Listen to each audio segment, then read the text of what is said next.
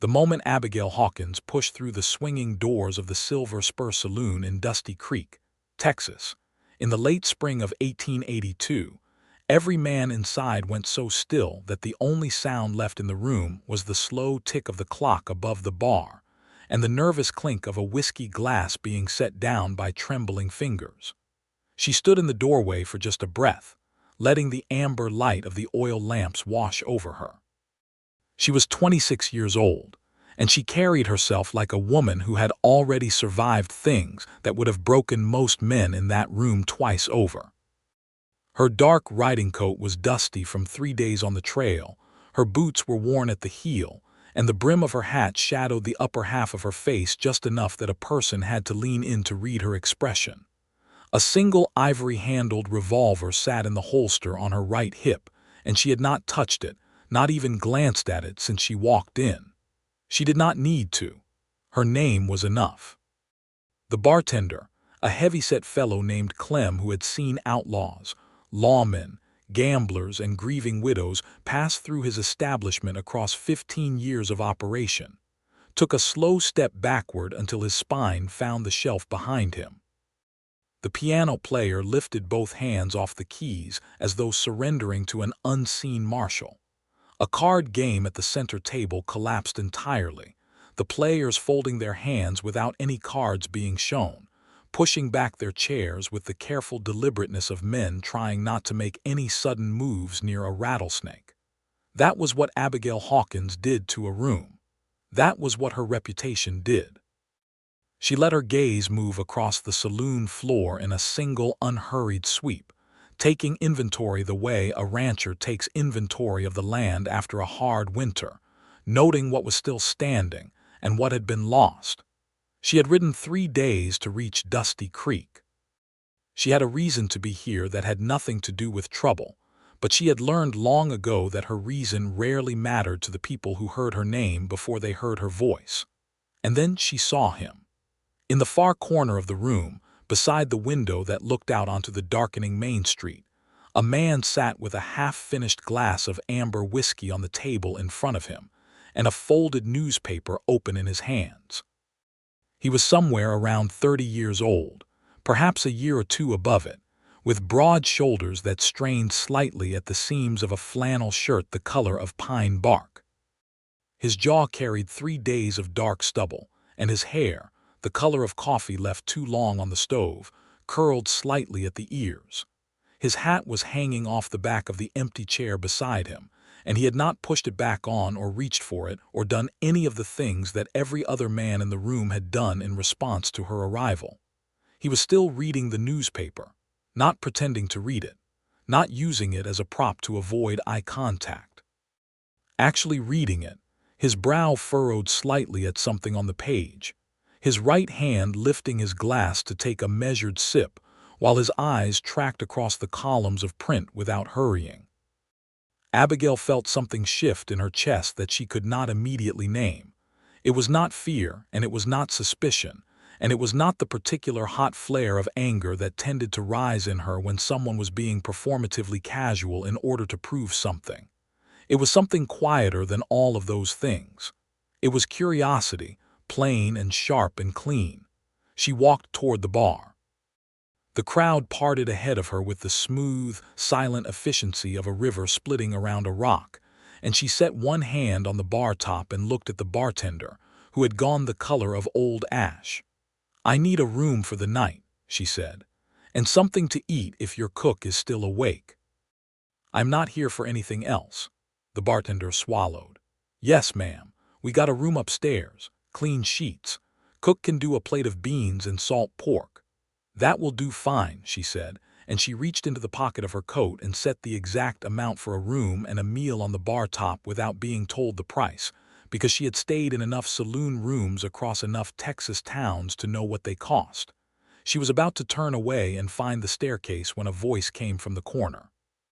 "You want to come sit down while you wait for that plate?" The room, which had just barely begun to breathe again, held its breath a second time. Abigail turned her head. The man in the corner had finally set his newspaper down.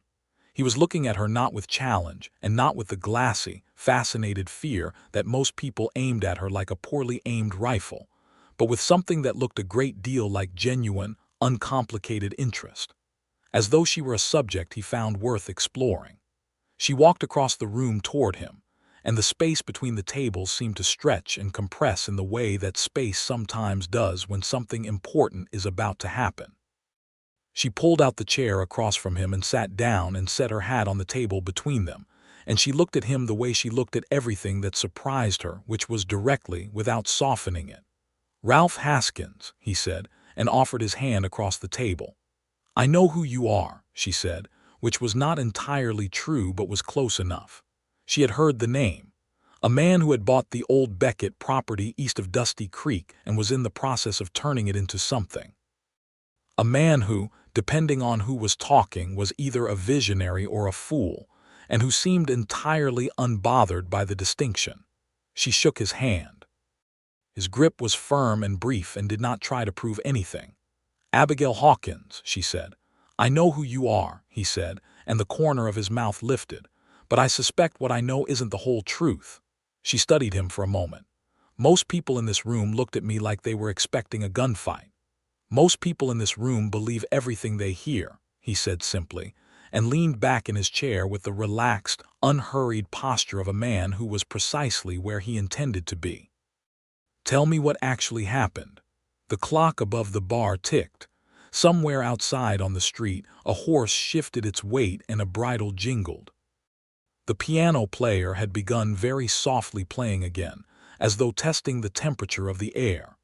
Abigail Hawkins had been asked a great many things by a great many people across the last 4 years of her life. She had been asked to leave towns. She had been asked to surrender her weapon at the door, which she refused.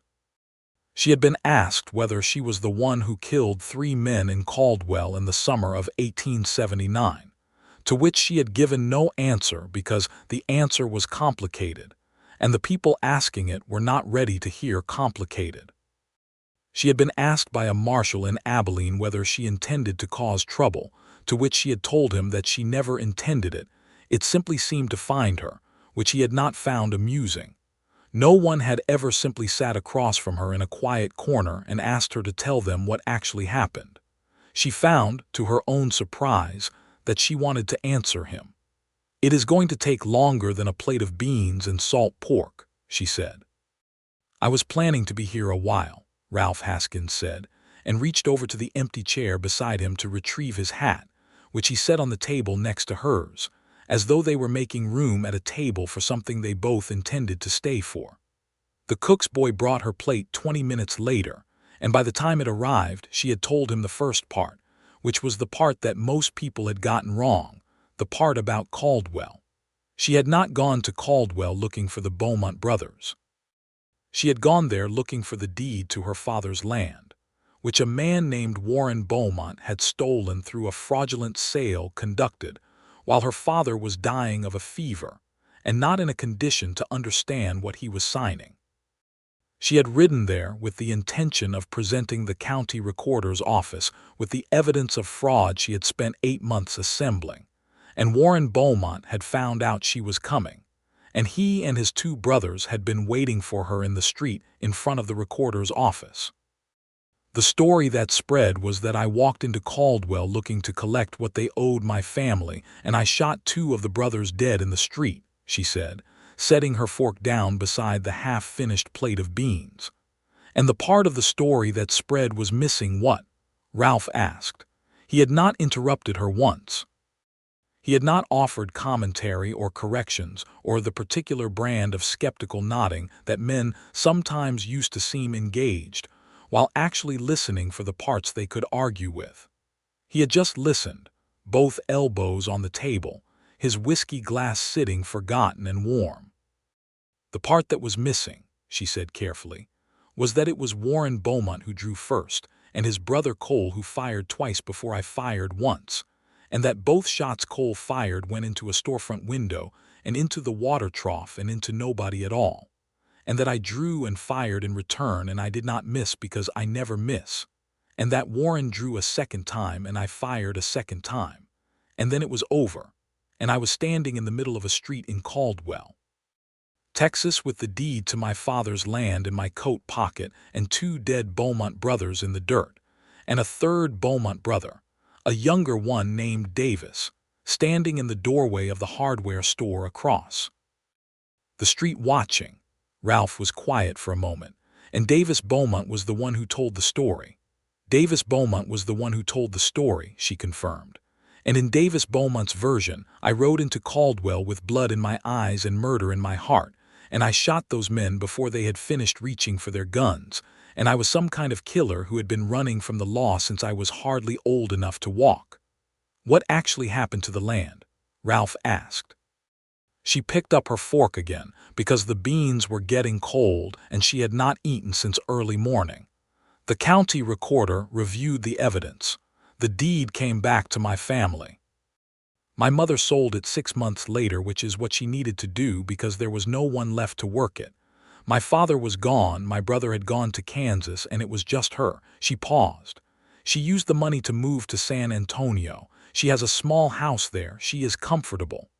That's a good outcome, Ralph said quietly with a sincerity that was not performed. It is, Abigail said.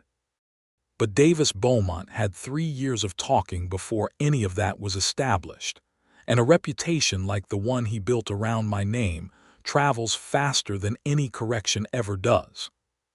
She ate the last of the beans and pushed the plate aside and looked at Ralph Haskins across the table with the same direct assessment she had given him when she first sat down.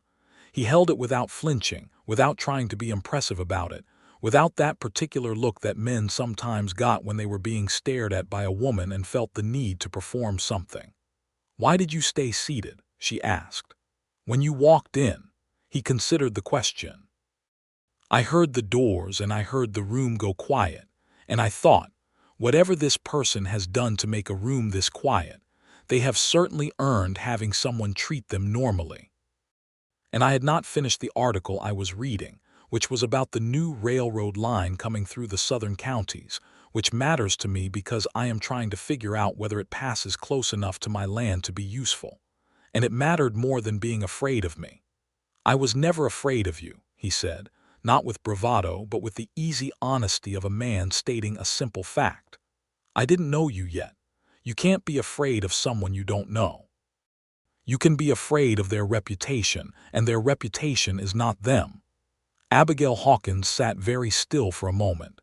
She had heard many things said about herself in the last 4 years. She had not heard that. "That is an unusually reasonable position," she said. "I am an unusually reasonable man," Ralph said, and this time the corner of his mouth lifted all the way into a full, unhurried smile that did something warm and startling to the planes of his face, and Abigail found herself returning it before she had made any conscious decision to do so. She had ridden to Dusty Creek because she had received a letter from a lawyer named Aldridge Prout, who had written to inform her that her late uncle, her mother's brother, had died without a will and had left behind a small piece of land and a modest amount of money held in the Dusty Creek Bank, and that as the nearest living relative with any claim to it, she was entitled to present herself to the bank and to Mr. Prout's office to resolve the matter. It was straightforward legal business. It would take 2, perhaps 3 days to sort out. She had expected to arrive, conduct her business with as little interaction with the townspeople as possible, and leave. She had not expected to sit in the corner of a saloon while a man who smelled faintly of cedar and horse and the warm mineral smell of sun-baked dust listened to her tell the truth about Caldwell for the first time she could remember.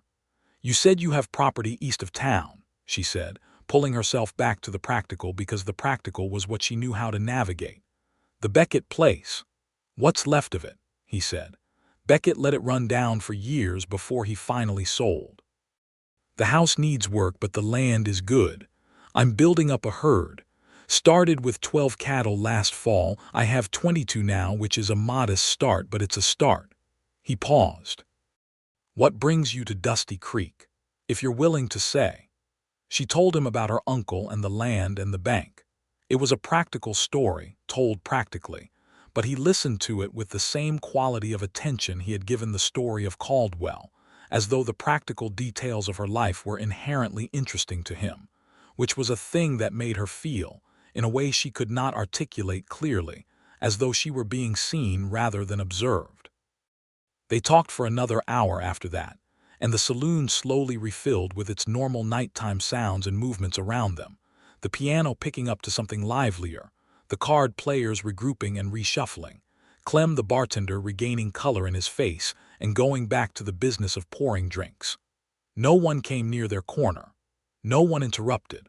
Whether that was out of continued wariness toward Abigail or simple social instinct, she could not say, but she found she was grateful for it. By the time she climbed the stairs to the room she had rented, the hour was late, and the moon had moved to the western side of the sky outside the small window. She sat on the edge of the bed and removed her boots and set her holster on the nightstand and lay back on what were, in fact, clean sheets, and she stared at the ceiling and thought about a man who had not moved when every other person in a room had moved, and who had asked her to tell him what actually happened, and who had listened as though he meant it. She was not a woman given to romantic notions. She was not a woman who had much time for them. But she was honest with herself when honesty was called for, and honesty called for the acknowledgement that something had shifted in the evening's ordinary air, some small tectonic movement beneath the surface of things, and that she was, for the first time in a long while, not in any hurry to leave. She fell asleep faster than she expected, and she did not dream of Caldwell. The morning came in golden through the single window, and she was on her feet and dressed before the town had fully awakened. She ate breakfast at the counter of the only restaurant on the main street, a narrow establishment run by a woman named Mrs. Ida Ferris, who was perhaps 60, and who looked at Abigail with the practiced neutrality of a woman who had seen every variety of human being pass through her counter, and had long ago stopped bothering to categorize them. She set a plate of eggs and fried bread in front of Abigail without being asked and poured coffee without comment, and Abigail ate in the particular silence of a person who is accustomed to eating alone, which is different from the silence of loneliness, though it is sometimes related to it. She was on her second cup of coffee when the door opened and Ralph Haskins came in, still in the flannel shirt from the night before, his hat properly on his head now, his boots carrying the specific quality of dried mud that meant an early morning outside. He stopped when he saw her, and the briefest expression of something pleased moved across his face before he brought it to neutral. "Mrs. Ferris," he said, taking the stool 2 down from Abigail, which was close enough to speak naturally and far enough to give her space. "The usual, please." "You were up early," Abigail said. "I'm always up early," he said. "I have cattle. Cattle do not respect a man's preference for sleeping past 5. He accepted the coffee that Mrs. Ferris set in front of him without being asked, which meant he was here often enough to have a usual. "How did you sleep?" "Well," she said, which was true and which she offered without embellishment, because she had not slept well in a strange bed in longer than she could clearly remember, and the fact that she had done so felt worth the simple honesty of admitting. Something in his expression acknowledged that without pressing it. "I have business this morning," she said. "The lawyer and the bank. Prute's office is on the 2nd Street, between the hardware store and the feed merchant," Ralph said. "And the bank is on the main street, East End, next to the telegraph office. Both should be open by 8. "Thank you. Are you planning to stay the rest of the week?" She considered the question. "The business might take 2 or 3 days. It depends on how complicated the land transfer turns out to be." "If it's simpler than you expect," he said, and then stopped, as though considering whether what he was about to say was the right thing to say, which she found she appreciated, the fact that he paused to consider rather than simply speaking from the first impulse. "If you have time before you leave, I'd like to show you the property. The land east of town, if you're interested." She looked at him. He was looking at his coffee cup with the mild, contained expression of a man who had offered something genuine and was genuinely uncertain whether it would be received. "I might be," she said. She left a coin on the counter and walked out into the morning, which was sharp and clean, and still carrying the cool of the night in it. And she walked down the main street toward Mr. Pruitt's office with the particular kind of awareness that comes after a conversation you keep turning over, the way you turn a river stone to see its underside. Aldridge Pruitt turned out to be a small, careful man in his early 50s with round spectacles and ink-stained fingers, and the quality of someone who had spent many years around legal documents and had come to find them genuinely interesting. He received Abigail with professional courtesy and no visible reaction to her name beyond a brief consultation of his notes, which she appreciated. He laid out the situation with precision. Her uncle, one Edmund Hale, had died 6 weeks prior of a heart ailment and had left behind 43 acres of land south of the town and a bank account containing $270, and there were no other living relatives with a competing claim. "The land itself is dry but workable," Mr. Pruitt said.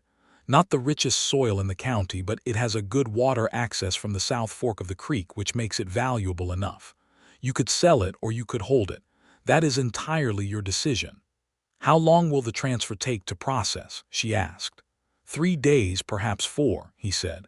"I need to file with the county recorder, and we need to coordinate with the bank regarding the funds." "Nothing complicated, but it requires the proper paperwork and proper signatures at each step." She nodded and signed what needed signing that morning and left Mr. Pruitt's office with the clear and ordered understanding that she would be in Dusty Creek for at least 3 more days, and that this was a fact that felt less inconvenient than she might have expected it to feel.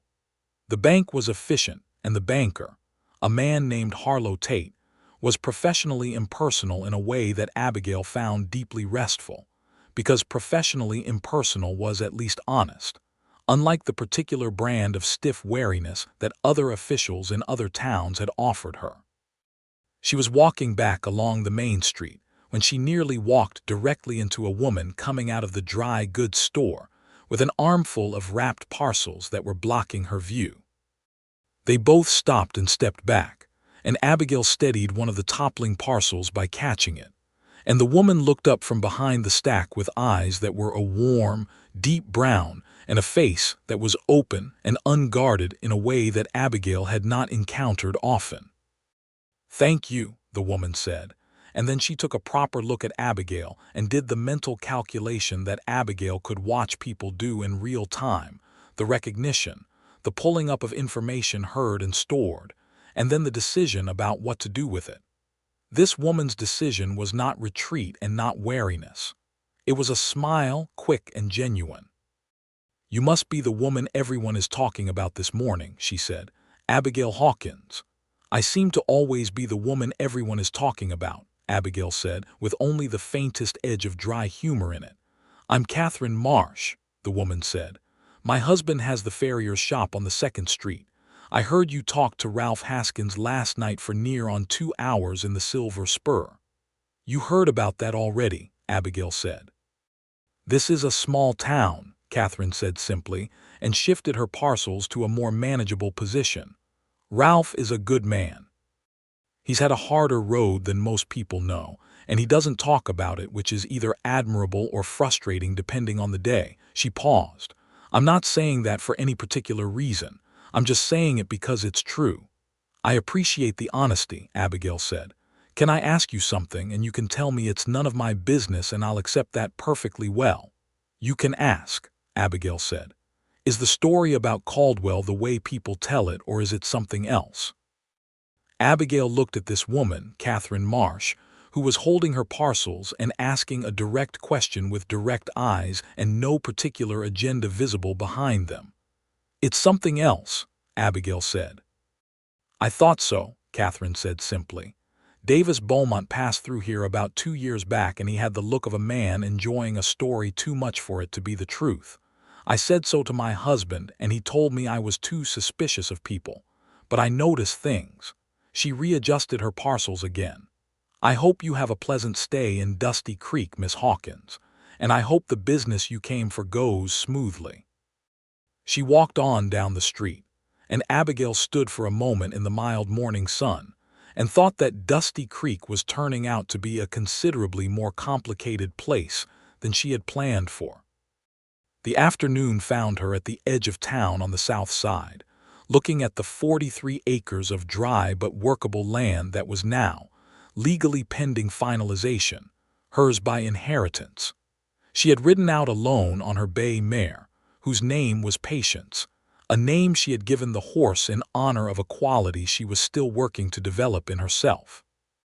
The land was scrubby and brown in the places where the summer had been hard, but along the line of the south fork of the creek, the vegetation was thick and green, and the creek itself ran clear and steady over smooth stones, and there was a modest stand of cottonwood trees casting their pale coin-shaped shadows on the water.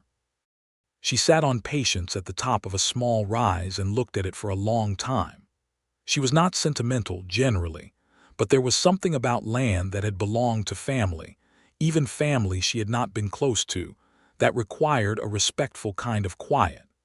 Her Uncle Edmund had been a solitary man who had preferred his own company to that of most others, and looking at these 43 acres, she thought she understood that better. She heard hoofbeats behind her at a reasonable distance, the unhurried cadence of a horse being ridden by someone who was not in a hurry, and she turned to see Ralph Haskins coming across the open ground on a big dun-colored horse that moved with the easy, ground-covering stride of a horse that spent a lot of time working. He pulled up alongside her, and they both looked at the land for a moment without speaking. "I didn't follow you," he said. "I was on my way to check the south fence line. My eastern boundary touches the edge of this property." He paused. "Well, touches the edge of your property, it seems." "It seems so," she said. "That draw of cottonwoods is good shelter," he said, nodding toward the creek. "In the summer when it's dry, that stretch of water keeps the grass alive for about a quarter-mile on either side. If you were running cattle, that would matter." "I'm not running cattle," she said. "No, but someone who bought this from you would find it worth the asking price if you decided to sell." He paused again. "Or if you decided to hold it, it would be worth holding." "Mr. Haskins," she said, "are you giving me real estate advice?" "I'm telling you what I see," he said, which was such a clean, uncomplicated answer that she found herself smiling again before she had decided to. They rode along the creek line together in the afternoon light, which had turned to the deep amber of late afternoon, and he told her about the property he was building, the Beckett place, not because he was trying to impress her with it, but because she asked. And she asked because after the conversation the night before she was genuinely curious about the shape of his life.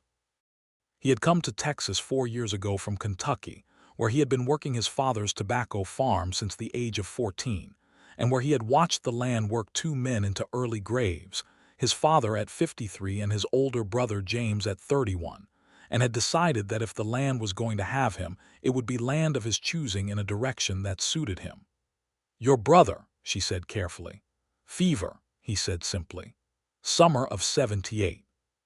He was 3 years older than me, and he was better at nearly everything than I was, and he was gone in 8 days from the first symptom. He said it the way you say things that have been carried for long enough that they are no longer raw but are simply part of the weight you move through the world with.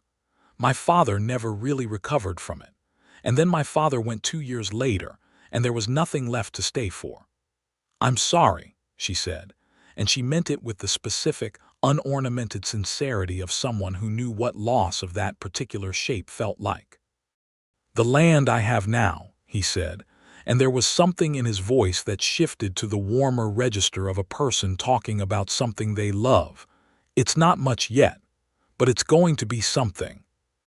I have a house that's livable if you don't mind a ceiling that needs a new beam on the north side, and a barn that's solid, and 22 head of cattle that I know by sight if not all by name, and a south pasture that just wants water access to be excellent grazing land."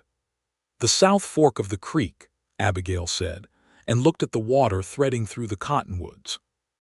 "The south fork of the creek," he agreed, and he looked at her, and she looked at him, and there was a moment of precise and particular understanding that passed between them that was less like a beginning and more like a recognition. the feeling of a thing that has been existing for a while being finally named.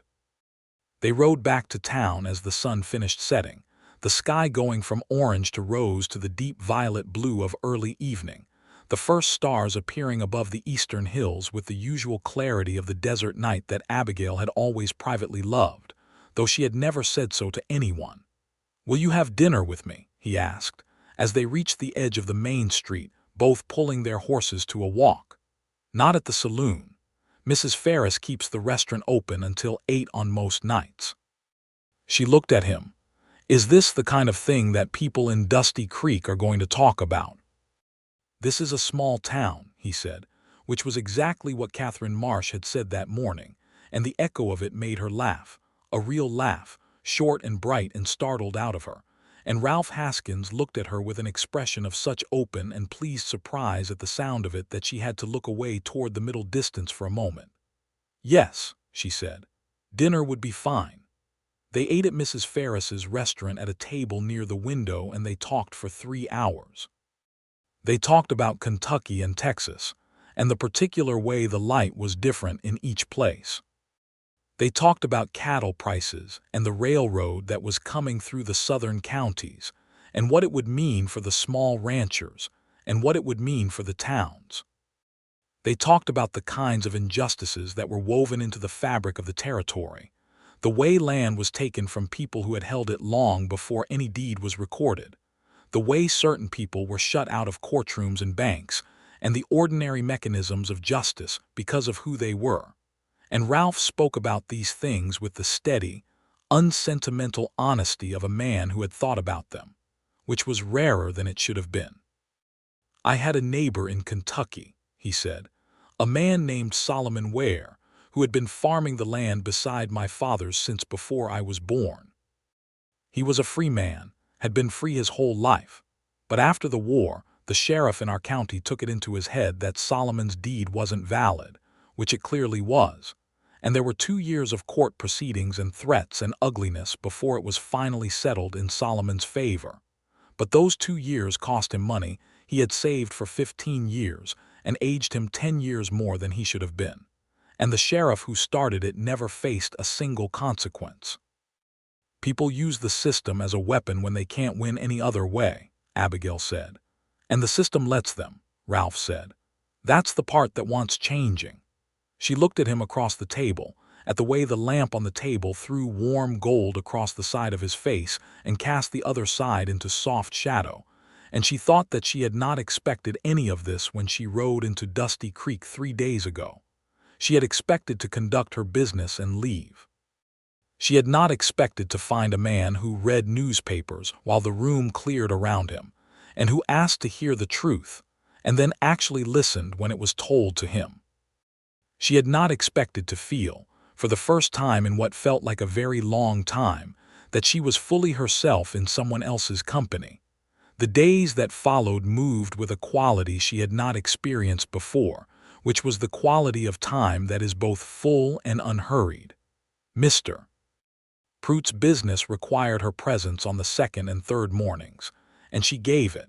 And on the second afternoon, Ralph took her out to see the Beckett property as he had proposed, and she walked through the rooms of the house that was livable if you didn't mind a ceiling that needed a new beam on the north side, which she didn't, because she had slept in places considerably less livable. And she stood in the doorway of the barn and smelled the good smell of hay and horse and wood that had been standing for long enough to be solid, and she watched him move through the space of his own land with the unself-conscious ease of a person completely at home, and she felt something she had no immediate word for pressing against the inside of her chest in a way that was not entirely comfortable and not entirely unwelcome. On the third afternoon, while she was waiting for a document that Mr. Pruitt needed another day to finalize, she walked the main street of Dusty Creek at a pace slow enough to actually look at it, and she found that it was the kind of town that had been built by people who intended to stay. The buildings had real foundations, not just post-construction. The church at the end of the second street was whitewashed and had a proper bell. Mrs. Ferris's restaurant had flower boxes under the windows with actual flowers in them, somewhat drought-stressed but alive. The schoolhouse on the north side of town had a new roof, which meant someone had seen the value in investing in a building that children used, which Abigail had learned to take as a reliable indicator of a town's basic decency. She was standing in front of the general store studying the contents of the window display, which included a set of copper pots, a bolt of blue calico, and several items of tack, when she heard footsteps that she recognized, and she turned before he spoke. "You're looking at that blue calico," Ralph said, coming to stand beside her. "I'm looking at the tack," she said. "You're looking at both," he said, and there was enough affectionate certainty in his voice that she did not argue. "I need new reins," she said. "The ones on Patience's bridle are getting worn at the buckle end." "Tom Marsh will have those in the farrier's shop," he said. "Better made than what you'd get at the general store." They walked to the farrier's shop, and she met Tom Marsh, Catherine's husband, who was a large, quiet man with the specific gravity of someone who worked closely with large animals and had developed their patience. He fitted her with a good set of reins and charged her a fair price and spoke to her without any of the particular wariness she was accustomed to, which meant Catherine had talked to him, and Abigail filed that away with the warm feeling of a kindness received. On the walk back, Ralph said, "Are you going to sell the land, your uncle's property?" She had been thinking about this. She had been thinking about it more than she might have predicted. "I don't know yet," she said honestly. "You don't have to decide today," he said. "I know." She paused. "What would you do if it were yours?" He was quiet for a moment, the specific quiet of genuine thought. "I'd hold it," he said. "Land like that with the creek access, it's worth more patient than sold fast. Give it a year and you know it better and you know what you want to do with it. If you sell it in a year, you sell it knowing what you had. If you hold it longer, you might find a use for it. Or someone to use it," she said, and she was not entirely certain what she meant by that, or she was certain and was not ready to say it plainly. He looked at her with those steady dark eyes. "Yes," he said quietly. "Or that." The fourth day brought a complication that was, in the way of Wild West complications, both unanticipated and entirely characteristic of the territory's talent for obstruction. A man named Fletcher Dodd, who had apparently been trying to purchase her uncle's land from the estate before she arrived to claim it, appeared at Mr. Pruitt's office with a lawyer of his own, and a document he described as a prior agreement of sale, which, upon examination by Mr. Pruitt, turned out to be an instrument of dubious authenticity with a signature that did not match the other signatures in her uncle's file. Fletcher Dodd was a man of perhaps 50, with the sleek, well-fed look of someone who had spent years acquiring things through mechanisms slightly to the left of honest, without ever quite stepping far enough left to end up in front of a judge. He looked at Abigail when she entered Mr. Pruitt's office and found him there, and he performed the same calculation everyone performed upon seeing her, and then he performed a secondary calculation that was specifically about whether he could use her reputation to discredit her claim, which she could see working its way across his face as clearly as if he'd said it aloud. "Miss Hawkins," Mr. Pruitt said carefully, "Mr. Dodd has presented a claim that will require some additional review. It doesn't void your claim, but it does mean the matter may take another few days to properly resolve." "I understand," she said, and she sat down in the chair across from Mr. Pruitt's desk, and she looked at Fletcher Dodd and she said, with perfect calm, "Your signature does not match my uncle's other documents." Dodd met her eyes with the practiced steadiness of a man accustomed to being doubted. "My lawyer will address the technical questions." "I imagine he will try," she said, and she produced from the inner pocket of her coat the letter from Mr. Pruitt that had brought her to Dusty Creek in the first place, and beside it, 3 letters in her uncle's hand that she had found among her mother's correspondence, and she set them on the desk in front of Mr. Pruitt. Edmund Hale's handwriting is quite distinctive. The loops on the letters are very particular. You'll notice the signature on Mr. Dodd's document has loops that are different in shape, which suggests either my uncle signed it on a day when his hand was not his own, or someone else held the pen. Mr. Prout looked at the documents with his careful, ink-stained fingers and his round spectacles. He looked for a long moment and said nothing. Dodd's lawyer, a young man who seemed slightly uncomfortable about the whole business, shifted in his seat. "I'll need the county recorder to make the formal assessment," Mr. Prout said at last. "But I believe Miss Hawkins's observation has considerable merit." Dodd stood up with the sharp, controlled movement of a man masking anger. He looked at Abigail one more time. "You have no idea what you're walking into," he said, which was the kind of thing people said when they could not find anything with actual content to say. "I have a very good idea," she said.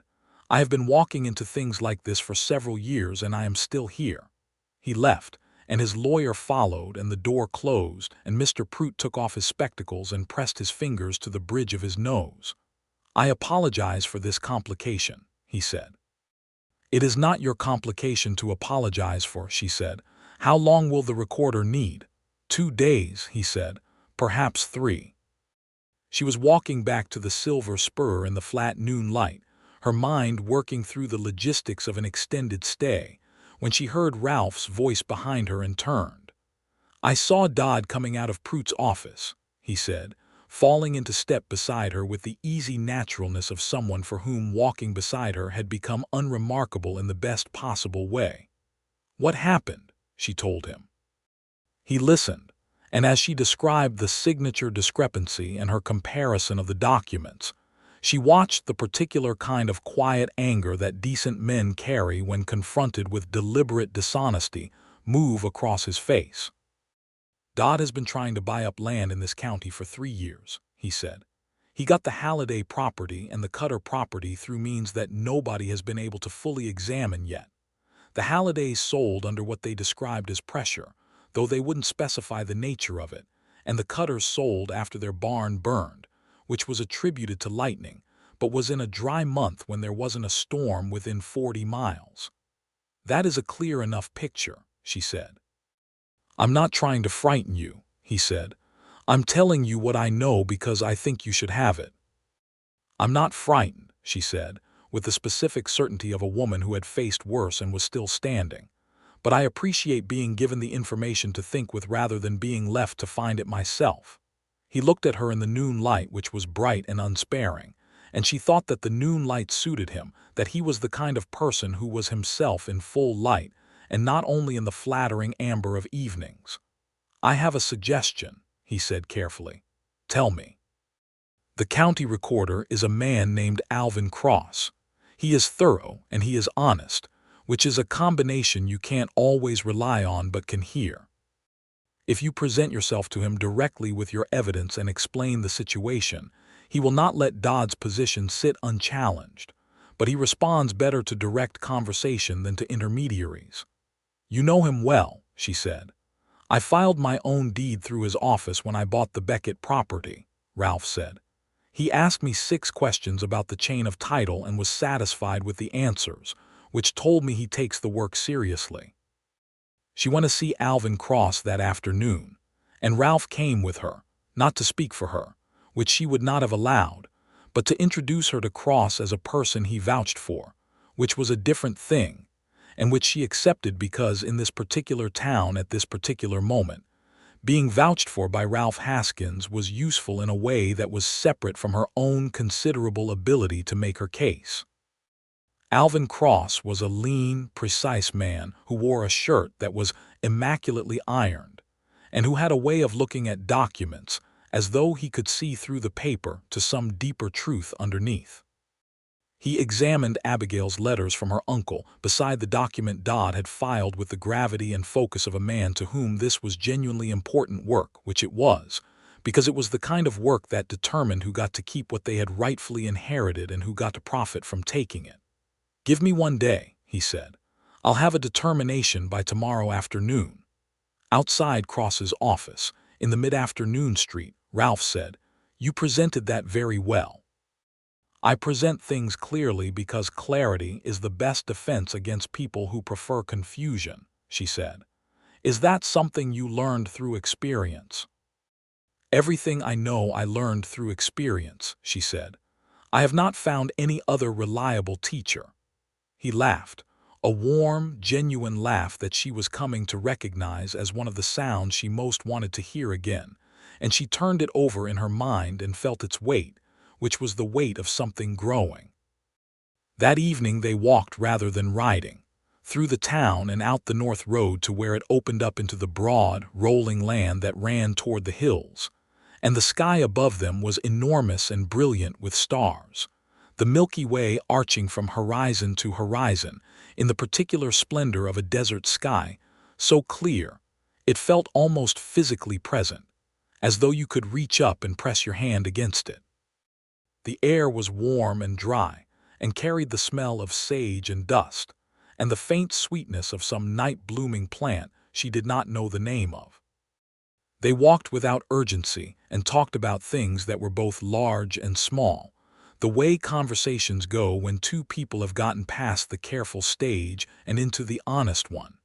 He told her about the ranch he was building and what he hoped it would become, not just a working cattle operation but a place of permanence, a place that would outlast him and have meaning beyond the practical. She told him about the years since Caldwell, the town she had moved through, the work she had found, which was sometimes cattle driving for ranches willing to hire her, and sometimes tracking for ranchers who had lost animals, and sometimes simply moving on, because staying in one place meant the reputation arrived before she did, and settled in like a houseguest that wouldn't leave. "You've been alone a long time," he said, not with pity which she would have resented, but with the simple observation of someone who had been paying close attention. "I'm accustomed to it," she said. "That's not the same as preferring it," he said. She was quiet for a moment. Above them a falling star drew a bright quick scratch across the darkness and was gone. "No," she said, "it is not the same." He stopped walking, and she stopped beside him, and they were standing at the edge of the road where the grass began, the stars very bright overhead, and the lights of the town a warm orange glow behind them. And he turned to look at her with an expression that was open in a way she had seen building in him across the last 4 days, like a window being opened a little more with each morning. And she looked back at him with the same quality of openness, because he had earned it in the way that things are earned honestly, through attention and honesty, and the willingness to sit still while everyone else ran. "I am going to say something," he said, "and you should tell me if I'm getting it wrong because I'd rather know than assume." "Say it," she said. "I have been thinking about you every hour since you walked into the Silver Spur," he said. "And I have been telling myself that you came here for a specific purpose, and that purpose is almost resolved and then you'll be gone, and that I should keep that clear in my mind. But I am finding that I can't keep it as clear as I'd like, because every time we talk, I want to keep talking, and every time you leave, I notice the absence, and I am 32 years old and I know what that means."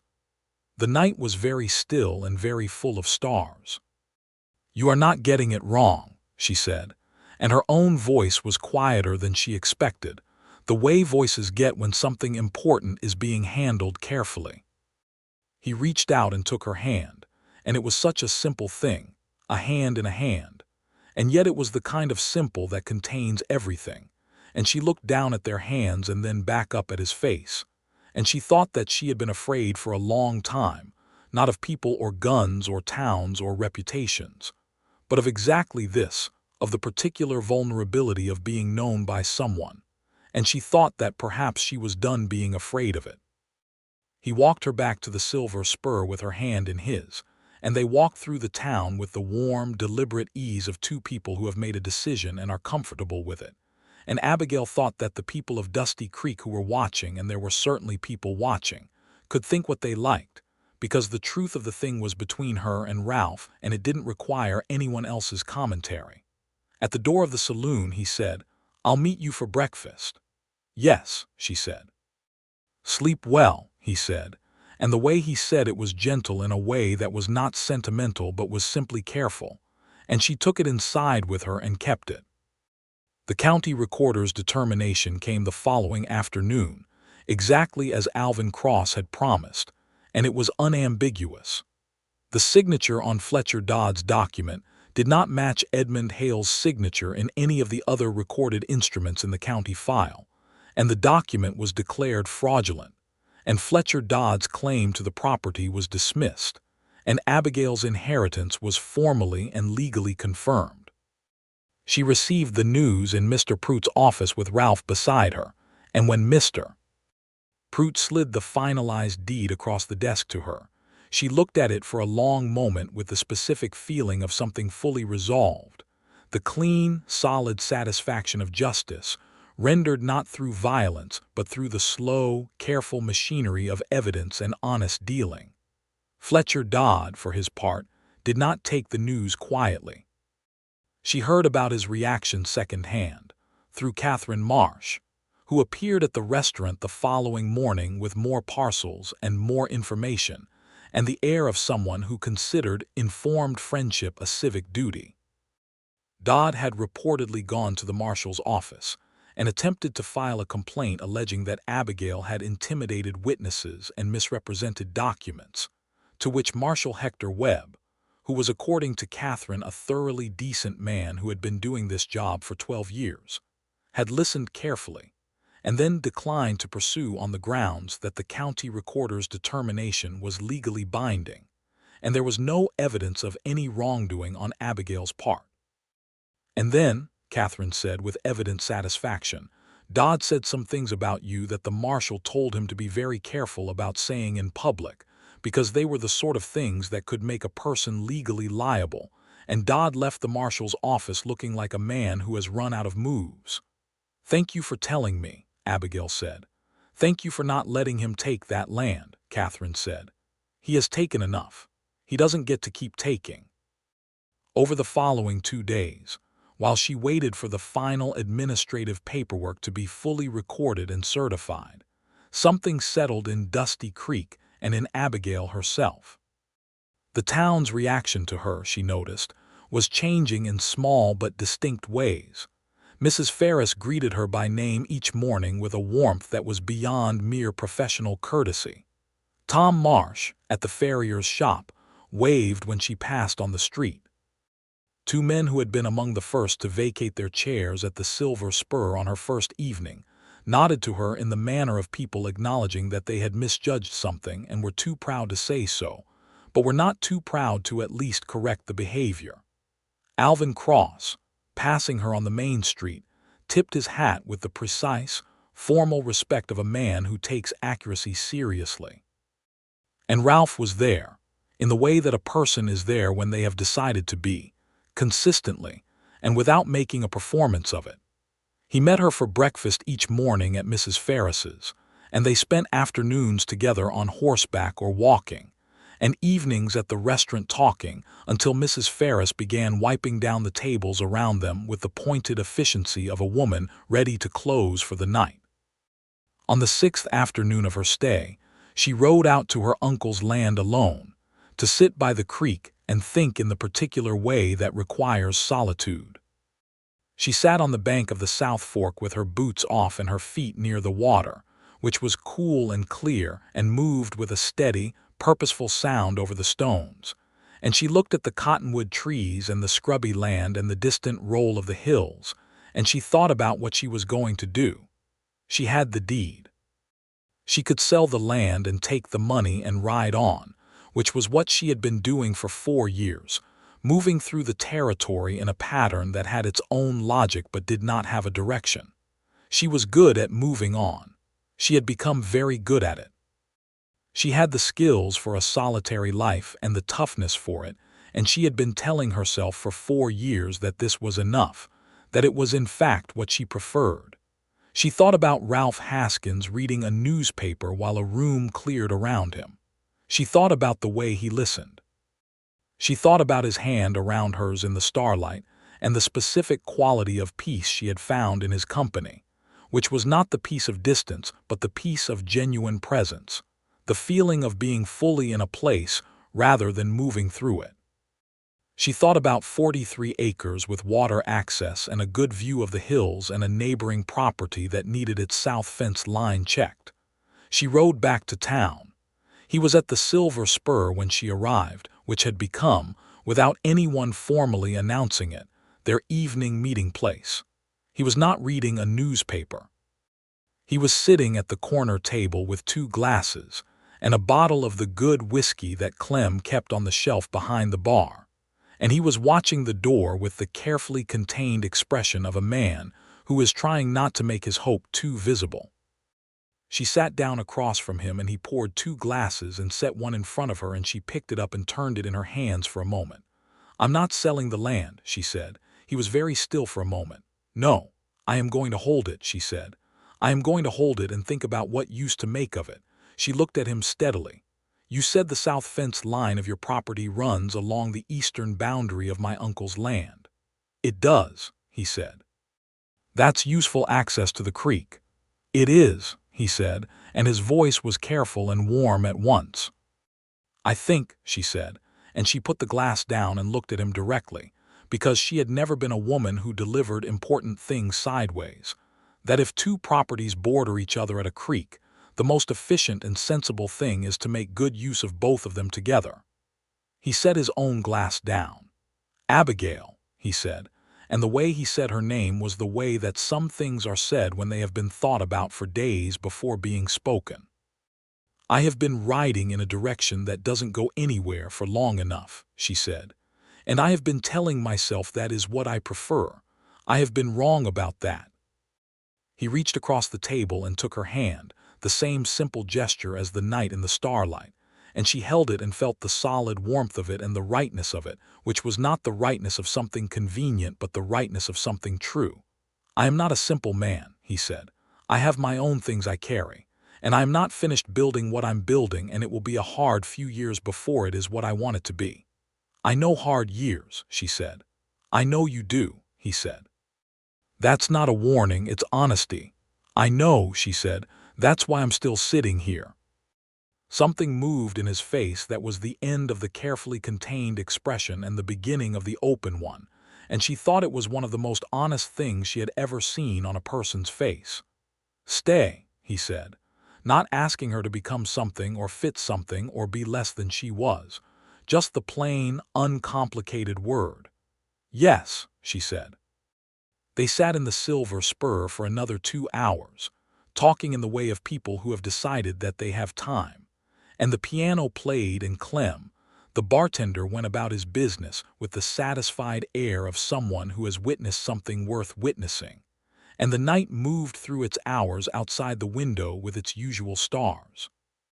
The next morning, she wrote a letter to her mother in San Antonio. She told her that the business with Uncle Edmund's land was resolved, and that she was staying in Dusty Creek for a while, and that she had met someone, and that she thought her mother would like him. Her mother wrote back 2 weeks later in her careful, slanted hand to say that she was glad, and that the fact that Abigail described him as someone who listened was the best possible recommendation she could have given. The weeks that followed were the fullest weeks Abigail could remember in recent years, and the feeling of fullness was not the crowded, anxious fullness of too many things happening too fast, but the specific richness of a life being built carefully with good materials and the time to do it right.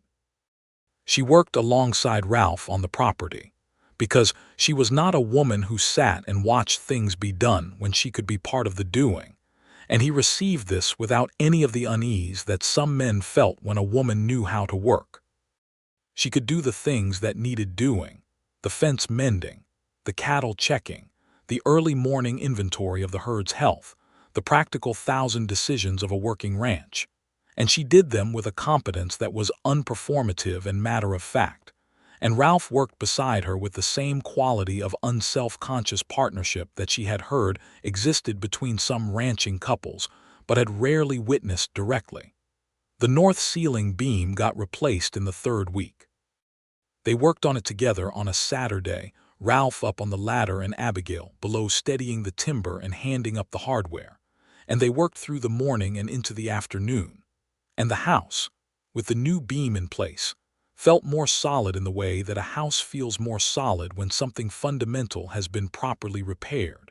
And they sat on the porch afterward drinking water from the well pump and looking at the land in the late afternoon light. And Abigail thought that she had not felt this quality of ease, this bone-deep settledness, in a very long time, and that she intended to keep it.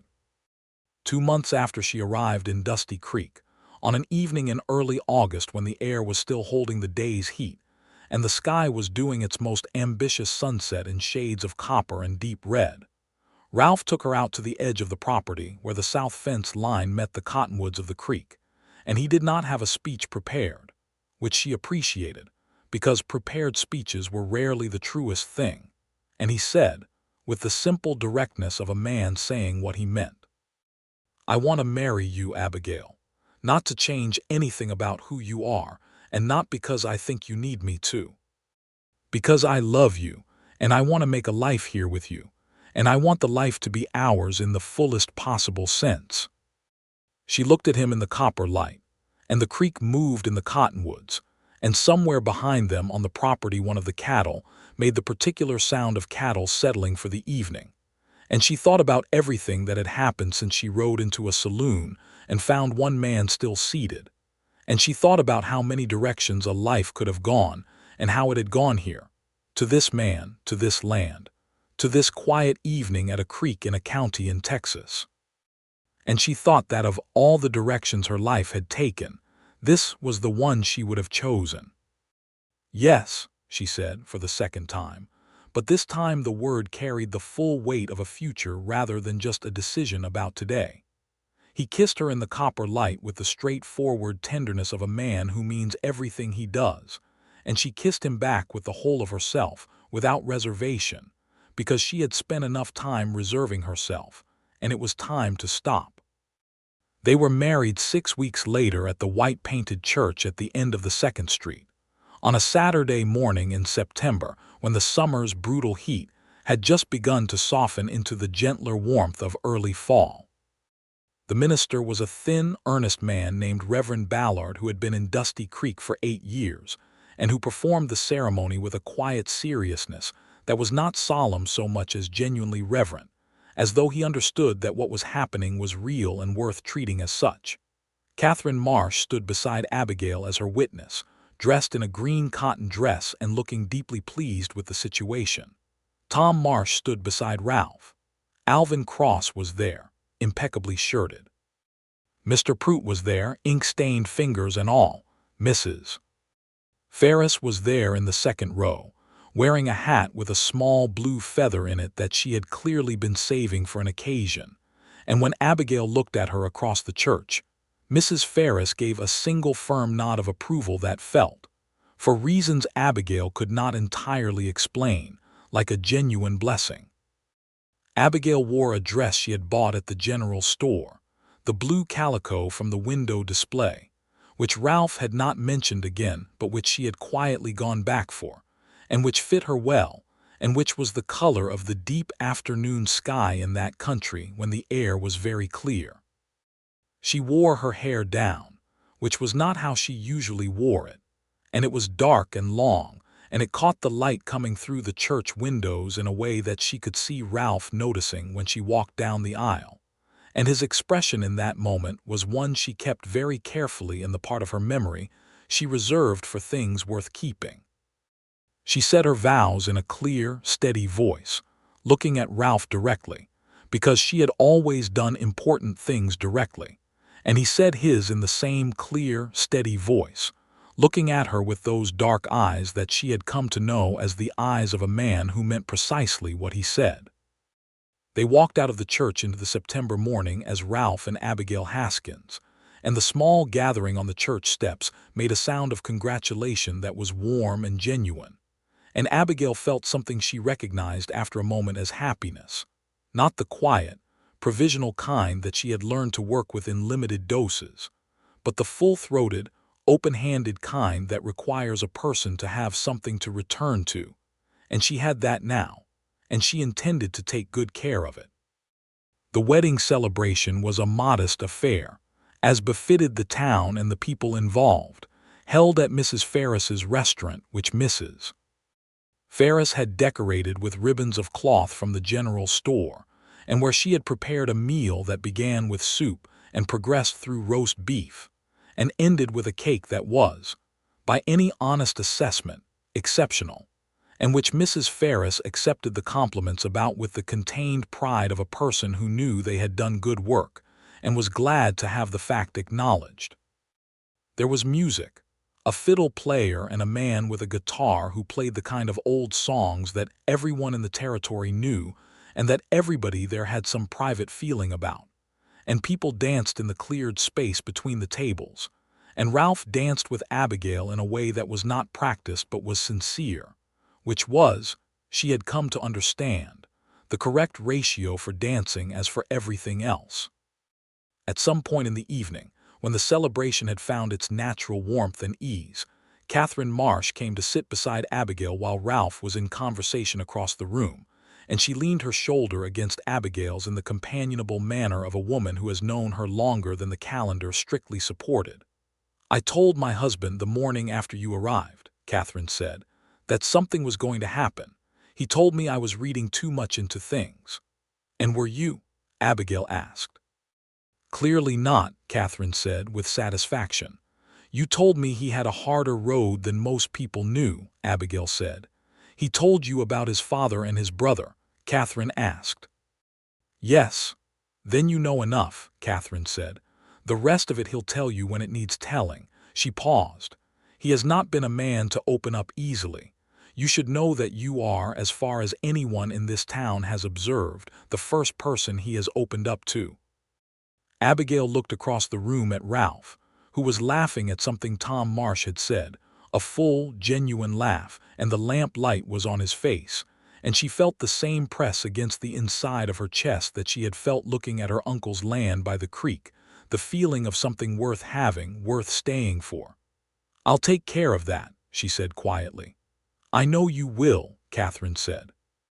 They went home that night to the Beckett property, which was now their property, to the house with the new north ceiling beam and the solid barn and the 22 cattle and the south fence line that ran along the creek with the cottonwoods.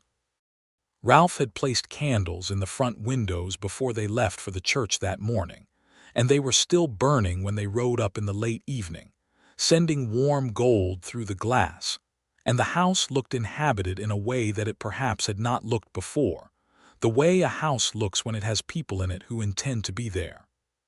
He helped her down from Patience without being asked, which she did not need but which she accepted because it was offered with affection rather than assumption, and they went inside together, and the house was warm and smelled of candle wax and wood, and it was home in the most uncomplicated and true sense of that word.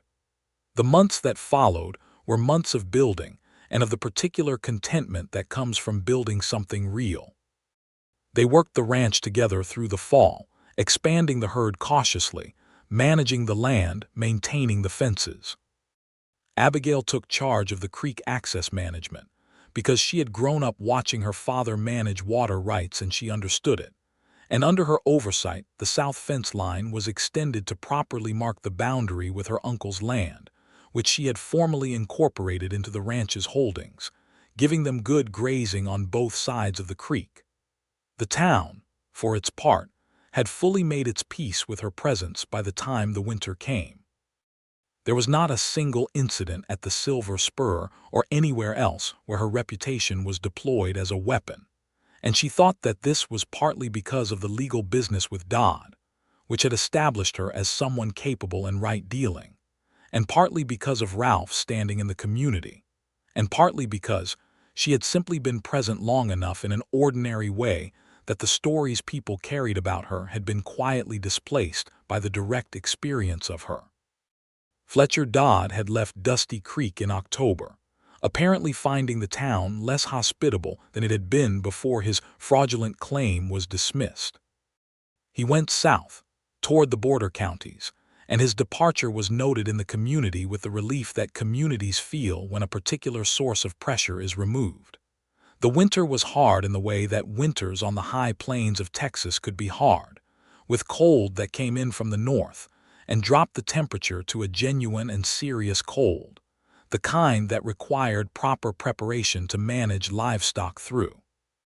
They managed it together, rising before dawn on the coldest mornings to check the cattle and break the ice on the water troughs, and ensure the animals had enough hay from the store they had put up through the fall.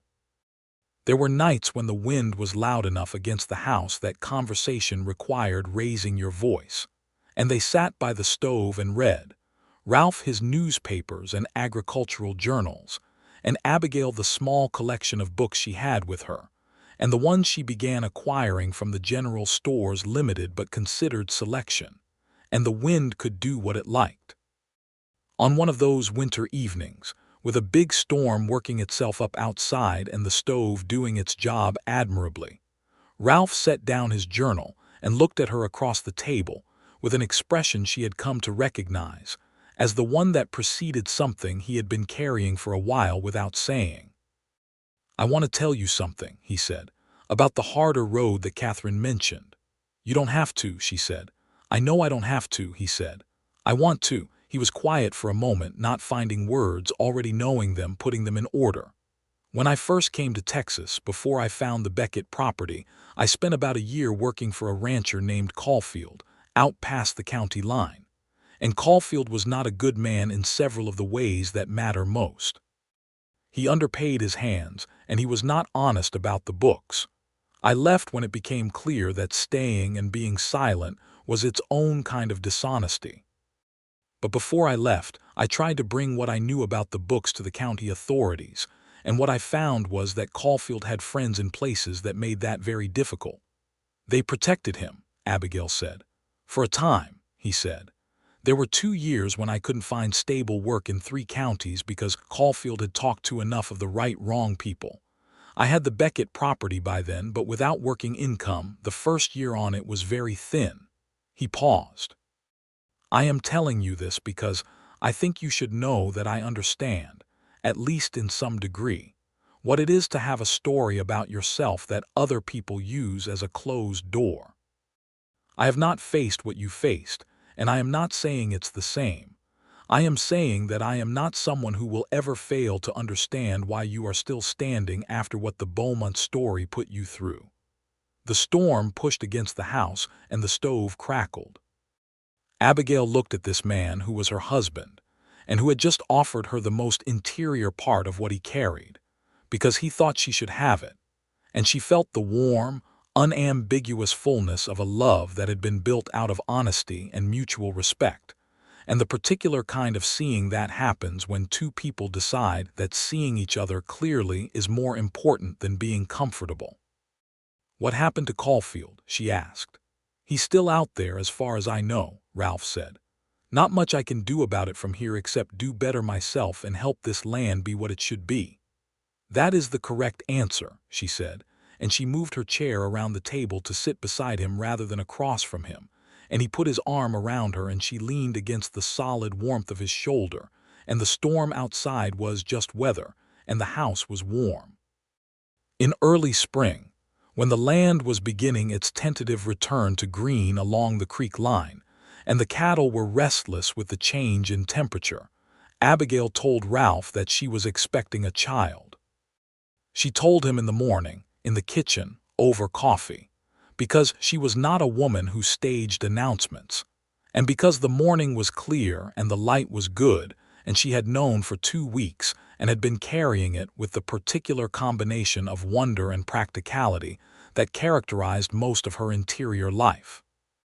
He went very still for a moment, the way he had been still when she first walked into the Silver Spur, and then something moved across his face that she had no exact word for because it was too large for any single word, and he stood up from the table and took both her hands in his and looked at her, and when he spoke his voice had the specific quality of a man who is holding something enormous with great care.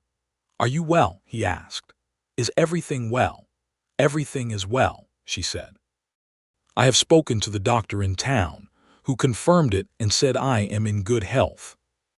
He pressed her hands between his and looked at her with those dark eyes that were full of everything he had, and she thought that she would have liked to have been able to describe to her father, who had died before she could tell him anything about the life she had come to, what this moment looked like, because it was the kind of moment that a father deserved to know his daughter had reached. She wrote to her mother instead, who wrote back with a letter full of practical advice and undisguised joy, and who announced that she intended to visit in the summer, which she did, arriving on the stage from San Antonio in late June. A small, composed woman of 54 who stepped down from the coach and looked at Dusty Creek, and then at Ralph, and then at her daughter, who was visibly with child and visibly content, and whose face in that moment contained everything she had hoped for without saying so. Her mother, whose name was Helen, stayed for 3 weeks, and in those 3 weeks she assessed Ralph Haskins with the thorough, unhurried attention of a woman who had seen what careless men could do to a daughter's life and was not going to miss anything. She worked alongside them in the kitchen and asked Ralph questions about the property and the cattle and his plans and his intentions, and she watched how he spoke to her daughter and how her daughter spoke to him. And on her last evening, sitting on the porch as the summer night came in slow and warm, she said to Abigail, "He is a good man." "I know," Abigail said. "You knew before I did," Helen said, with a smile that was small and warm and familiar in the way of mothers. "I knew the first evening," Abigail said. "The newspaper," Ralph said from the other chair, because he had heard this story from Abigail's perspective and was fully aware of the moment she was referring to. "The newspaper," Abigail confirmed. Helen looked at her son-in-law with the expression of a woman revising an assessment upward. "Well," she said, "good." Helen went back to San Antonio with the knowledge that her daughter was settled and loved, and with a letter from Abigail to be given to Abigail's brother in Kansas, to let him know the same, because brothers deserve to know.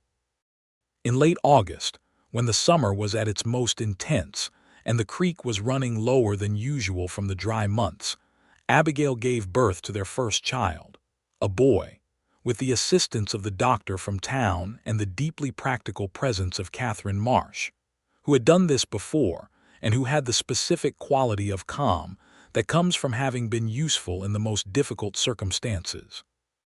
Ralph was outside the door of the bedroom for every hour of it, and when the doctor opened the door and told him to come in, he did so with the expression of a man who has been very afraid and is very grateful, and Abigail, who was exhausted and strong, and had come through it with the same combination of those two things that characterized everything she did, held up their son and said, "He needs a name." They named him James, for Ralph's brother who had been gone since 1878, and Ralph held his son in the late afternoon of that August day with his eyes bright, and his hands very careful around this new person who was not much bigger than his forearm. And Abigail watched him and thought that the world was a very large and sometimes very difficult place, and also, sometimes, exactly this. James Haskins grew through the fall of that year with the focused, hungry energy of a healthy infant, and the ranch grew with him, the herd increasing to 35 head by October, the house properly winterized with a new set of window fittings that kept the cold wind outside where it belonged. Ralph had taken on a hired hand named Ezra, a steady man of 24 who had come up from the southern counties and who was hardworking and silent in a way that was comfortable rather than cold, and who gave Abigail the same level professional respect he gave Ralph, which told her everything she needed to know about his character. The winter of their first full year together was easier than the previous one, not because the winter itself was milder. It was not.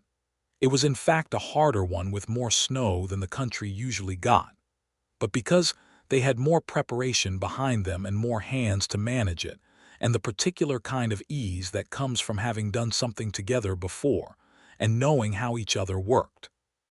On a Sunday in January, with James 6 months old and sitting up on his own and deeply interested in everything within reach, Abigail and Ralph sat together at the kitchen table after a late breakfast, the snow falling outside in the slow, steady way it had been falling all morning, the house warm and the baby occupied with the exploration of a wooden spoon, and she looked around the kitchen, which had her good copper pots from the general store hanging on the wall and Ralph's agricultural journals on the shelf beside the window, and a pair of small boots by the door that were not yet outgrown but would be. And outside was their land, Their cattle, their creek, their cottonwoods, their fence lined their 43 acres and their south pasture and their solid barn, and she thought about a woman who had ridden into a saloon with a reputation that cleared the room. "What are you thinking about?" Ralph asked. "The first evening," she said. "You walked in and the whole room moved back," he said. "And you didn't," she said. "No," he said. "I spent 4 years moving through towns where the whole room moved back," she said. "And then I rode into Dusty Creek, and one man stayed where he was and asked me to tell him the truth." He reached across the table and took her hand, the same gesture he had made in the Silver Spur and under the stars on the North Road and at the creek in the copper light and in the church, and in the kitchen on the morning she told him about James, and in every ordinary moment that had accumulated into this life, and she held it as she always held it with everything she had. "I wasn't going anywhere," he said simply. Outside the window, the snow fell on their land, and in the spring it would melt into the creek, and the creek would run high through the cottonwoods, and the cattle would come down to water, and the grass would be good, and James would be walking by then, probably, and the house would be full of the sound of that, and the ranch would grow another year toward what it was becoming. 2 years later, in the spring of 1885, a second child arrived, a girl they named Helen, for Abigail's mother, who came again from San Antonio and was even less subtle about her delight this time. James, who was 2.5 and had inherited his father's dark hair and his mother's direct gaze, was deeply interested in his sister in the measured, investigative way that he approached everything, and Ralph said that this was exactly how Abigail approached things, and Abigail said that the boy had clearly been watching his father read newspapers, and they were both right, and they both knew it. Catherine Marsh became the children's informal godmother in all but formal title, appearing regularly with gifts of practical baby things and entirely impractical amounts of affection. And Tom Marsh became the person James went to most reliably when something needed to be understood about how metal things worked, because James had already at the age of 2 demonstrated an alarming interest in the mechanics of anything with moving parts. Abigail's reputation in Dusty Creek, by the 3rd year of her residence, there had completed its transformation from a thing that cleared rooms to a thing that filled them, or at least that was how Catherine put it, saying that now when people heard Abigail Haskins was coming to town from the ranch, they wanted to talk to her rather than away from her, which was the correct direction for a reputation to travel. She remained herself, which was the only thing she had ever known how to be.